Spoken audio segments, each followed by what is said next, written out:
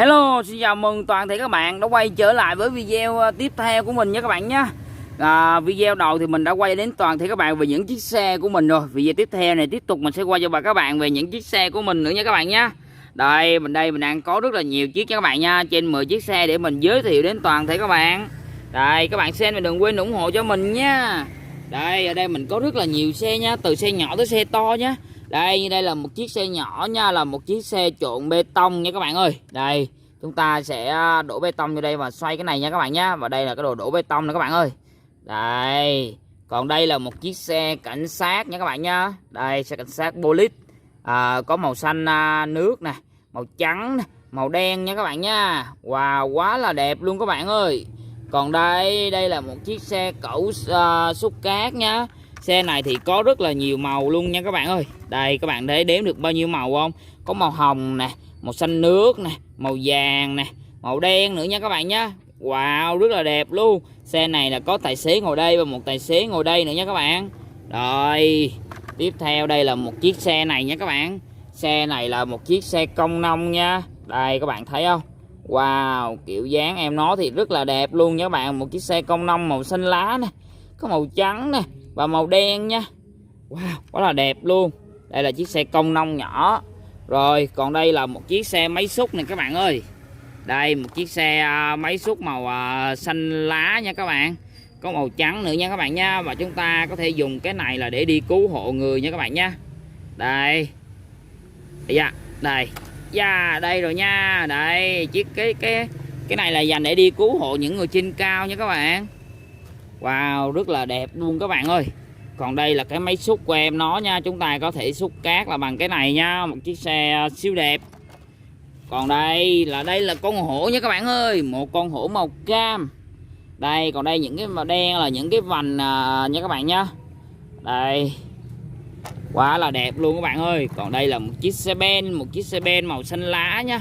Wow, kiểu dáng em nó thì rất là đẹp luôn nha các bạn nha. Chiếc xe ben này chúng ta có thể chở đá, chở cát là rất là nhiều nha. Đây nha các bạn ơi. Wow, ở đây còn có một em robot nữa này các bạn ơi. Đây, robot hai cái tay là có những cái nòng súng nha các bạn. Em robot này thì siêu đẹp, có màu xanh nước nè, có màu này là màu hồng đỏ đỏ nha các bạn nha. Còn đây là một chiếc xe ben này các bạn ơi. Đây, một chiếc xe ben chúng ta sẽ dùng để chở nhiều chiếc xe khác nha các bạn. Như chúng ta sẽ bỏ những chiếc xe nhỏ này lên này các bạn.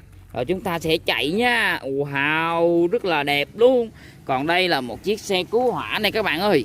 Đây, các bạn thấy không? Đây là chữ cứu hỏa nha. Xe này là chúng ta sẽ dùng đi cứu những ngôi nhà đang bị cháy nha. Và hoặc bị những người ở phía trong mà không ra thoát được nhà nha, là chúng ta sẽ dùng chiếc này để đi cứu người ở trên cao không thoát được. Và nếu mà bị cháy thì chúng ta sẽ dùng chiếc này để xịt nước nha. Đây, dập lửa nha. Một chiếc xe siêu đẹp luôn với màu đỏ. Còn đây, xe này là một chiếc xe khủng long nha các bạn. Wow, một em khủng long đang chở với một em khủng long trong này nữa nha các bạn ơi. Đây, chiếc xe này là xe nhốt khủng long. Wow, rất là đẹp luôn. Còn bên này là một chiếc xe cứu hộ nữa nè các bạn ơi. Đây, hai chiếc xe này tự y chang nhau luôn á các bạn. Chúng ta có thể dùng chiếc xe này để mà đi cứu người nha các bạn. Đây các bạn thấy không, có thể dơ rất là cao luôn nha. Đây, siêu đẹp luôn các bạn ơi. Cái này mà dùng đi cứu người là hết bài luôn á các bạn. Rồi, tiếp tục là tới những chiếc xe tiếp theo. Như đây là một chiếc xe xăng nha. Đây, xe này chúng ta sẽ dùng để mà đi chở xăng nha các bạn.